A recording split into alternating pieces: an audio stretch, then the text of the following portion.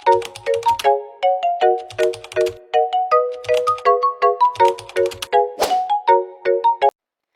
idea of leadership is clearly reflected in the words of John C. Maxwell, who said, "Leadership is not about the titles, positions, or flowcharts.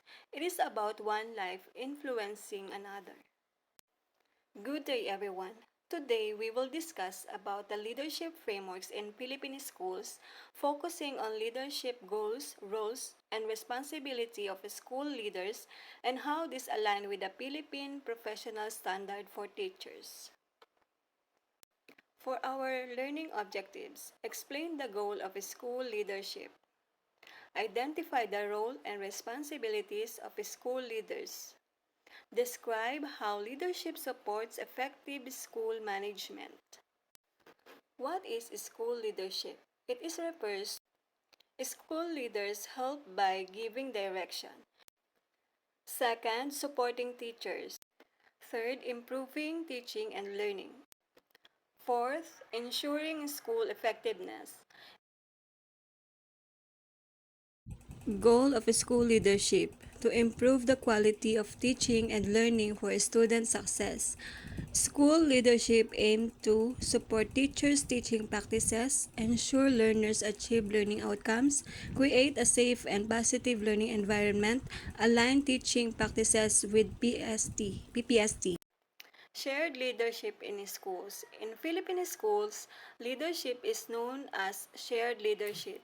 This means that leadership is not the responsibility of one person only. Instead, different school leaders work together, each with a specific role to achieve the goals of the schools. Role of the Department of Education. Department of Education is the highest education authority in the Philippines. It provides the overall direction for all public schools.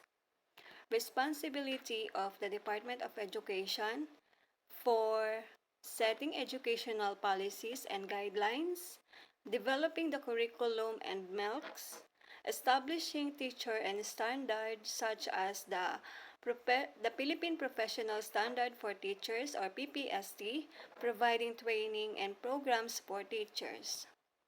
DepEd ensures that all schools follow the same standards by setting policies and curriculum guidelines. DepEd helps schools know what to teach, how to teach, and what standard for the teachers should meet.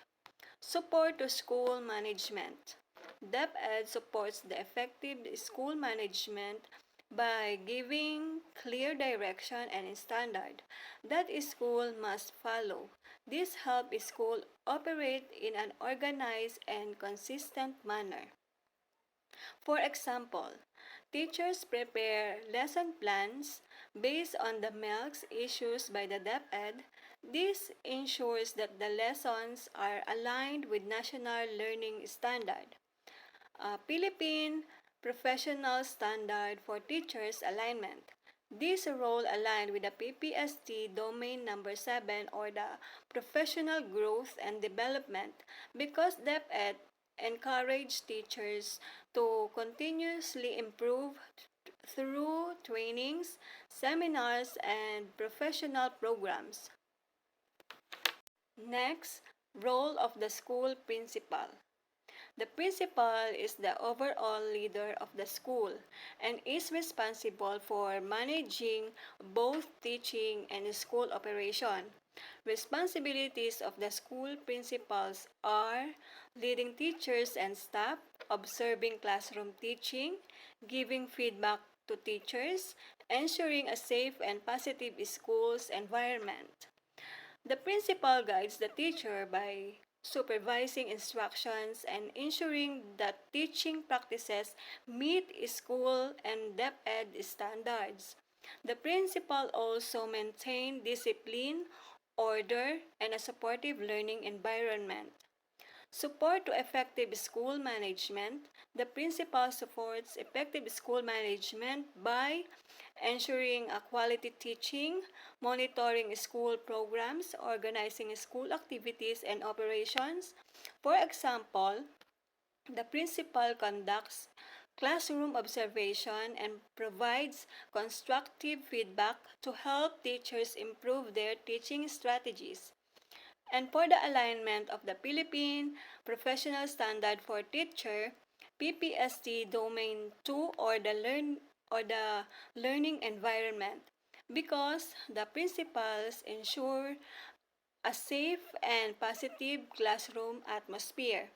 Also, the Philippine Professional Standard Domain Number 4 or the curriculum and planning, because the principal checks if lessons are properly planned and aligned with the curriculum.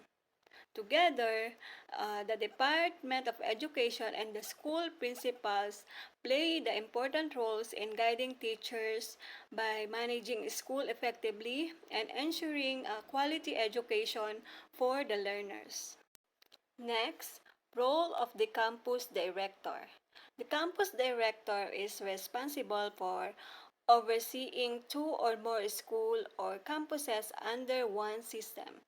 The responsibilities of the school director include overseeing multiple campuses or schools, coordinating and supervising school principals, ensuring that DepEd policies are implemented consistently. The campus director makes sure that all schools under their supervision follow the same standard policies and procedures. This helps avoid confusion and ensure that each school is managed properly. To support to support the school management, the campus director supports effective school management by promoting fairness and consistently across all the campuses. This ensures that the students and teachers receive equal opportunities and quality education. For example, in DepEd or the Department of Education released a new policy. The campus director ensures that all principals understand and implement it correctly in their respective school. For the alignment of the Philippine Professional Standard for Teacher, the role aligned with the PPST Domain Number 6, community and stakeholder engagement, because the campus director works with different school communities. The PPST or the domain number 7, professional collaboration, because the campus director encourage cooperation among principal and school leaders. Next, the role of the department head, also known as subject head. Department head leads teacher within a specific subject areas such as English, math, or science, even Filipino, or etc. The responsibilities of department heads include guiding lesson planning within their subject area, monitoring students' academic performance, mentoring and supporting teachers, leading department meetings. Department heads help ensure that all teachers teach subject correctly and effectively. They provide guidance, share strategies, and help teachers to improve their subject knowledge and teaching skills. To support the school management, department heads support effective school management by improving subject-based teaching quality, which leads to better student learning outcome. For example, the English department head reviews lesson plans and conducts meetings with help teachers to improve reading and writing instruction. To the alignment of the Philippine Professional Standard with the Domain 1. Domain 1, which is content knowledge and pedagogy, because department heads strengthen teachers' subject mastery. The PPST or the domain number 3, diversity of learners, because they guide teachers in addressing different learning needs. With the help of campus directors and department heads, schools are able to maintain quality instruction and effective leadership at different levels. Next are the secondary teacher leaders, such as master teachers.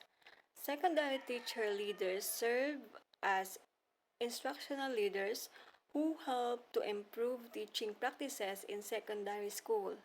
Responsibilities of secondary teacher leaders: coaching and mentoring teachers, demonstrating effective teaching strategies, leading training and workshops. Secondary teachers leaders support teachers by sharing their expertise and experience. They guide teachers on how to improve lesson delivery, classroom management, and assessment practices. Support to support the school management, the support effective school management by strengthening classroom instruction and improving teacher competence, which leads to better student performance. For example, a master teacher conduct a demonstration of the lesson during a school training to model effective teaching strategies. For the alignment of the Philippine Professional Standard for Teachers, the PPST Domain Number 5, or the Assessment and Reporting, because they guide teachers in using appropriate assessment strategies. The PPST Domain Number 7, or the Professional Growth, because they help teachers to improve through coaching and mentoring. Next, the elementary teacher leaders, such as grade level leaders. Elementary teacher leaders coordinate teachers who teach the same grade level. The responsibility of elementary teacher leaders include aligning lesson pacing, sharing effective teaching strategies, monitoring learner progress. Elementary teacher leaders ensure that all teachers in the same grade level teach lessons at the same pace of and follow the same standards. This helps to maintain consistency across the classroom. To support school management, they support effective school management by ensuring consistency in teaching and assessment, specifically in early grade levels. For example, grade level leaders hold the meetings to discuss learners who are struggling with reading and plan intervention together. For the alignment of the Philippine Professional Standard for Teachers, the domain number 3, or diversity of learners, because they address different learner needs. The PPST domain number 5, number 4, also known as curriculum implementation, because they ensure lessons are properly implemented. Through shared leadership among Department of Education officials, school leaders, and teacher leaders, schools are able to achieve their goals and provide quality education for all learners. Next, the importance of leadership and Philippine professional standards for teacher.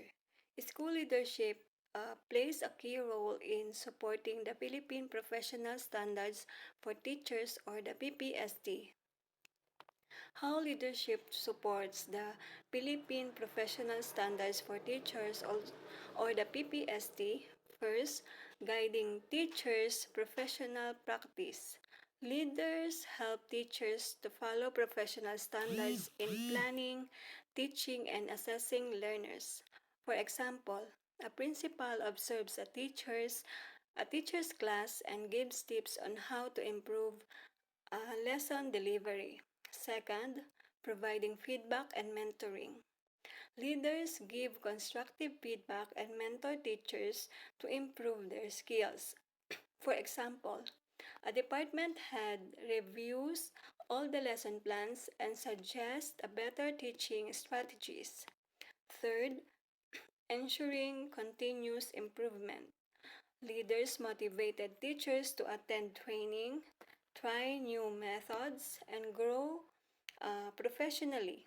For example, a master teacher conducts a workshop on learner-centered strategies for all subject teachers. Effective leadership ensures that teachers can meet the Philippine professional standards for teachers, which leads to improved teaching practices and better learner outcomes. In conclusion, effective school leadership happens when Department of Education, school heads, and teacher leaders work together. When they support teachers, follow Philippine professional standards for teachers, standards, and coordinate programs, schools become more effective, teaching quality improves, and learners receive the education they deserve.